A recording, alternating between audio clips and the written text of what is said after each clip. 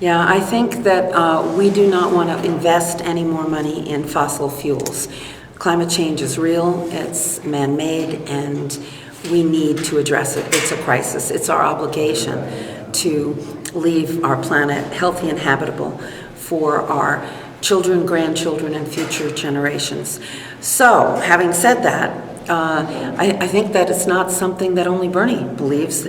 Clearly, people are making other choices, and that's why coal is declining in price.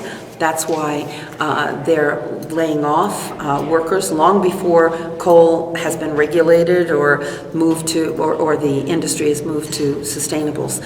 So what we need to do is to invest in renewables and sustainable energy, solar, wind, geothermal, biomass. And what we can do is make sure that the people who have made their living in those areas, in those fields, in coal and gas and oil, are protected. It's not their fault that climate change is a problem. It's not their fault that the price of the fossil fuels are going down. They shouldn't be living in limbo and hoping to keep a job. We hear there's 1,000 more layoffs coming in Wyoming. So we're concerned about that. We want to get ahead of the curve, invest in training, invest in putting manufacturing plants in the areas that are hardest hit by the decline in the fossil fuel industry.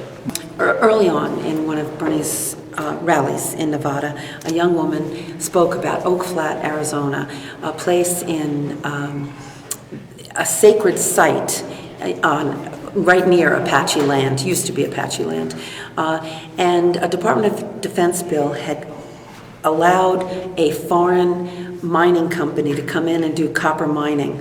They're fighting it. 400 and some odd tribes are against it. So that was the first place I went to visit and to talk to them because it sounded really important.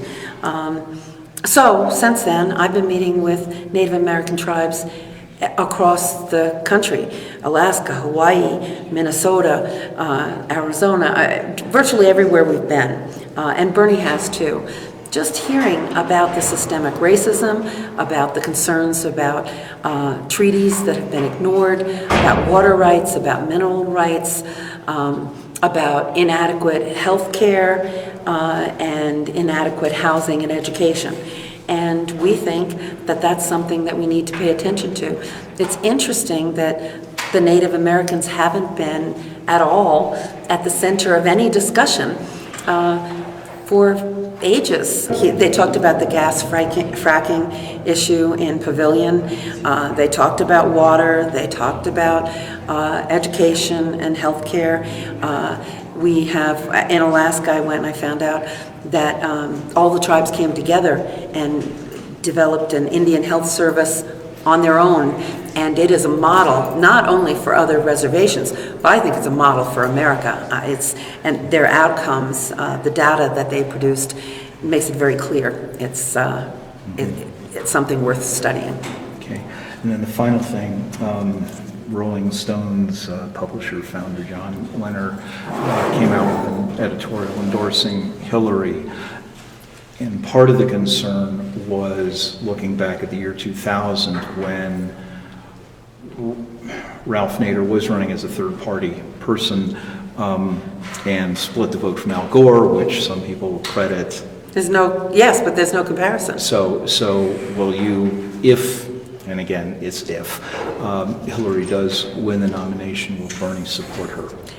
I think they both will support each other, whoever wins, because neither of them want to have a Republican president, certainly not Donald Trump or Ted Cruz.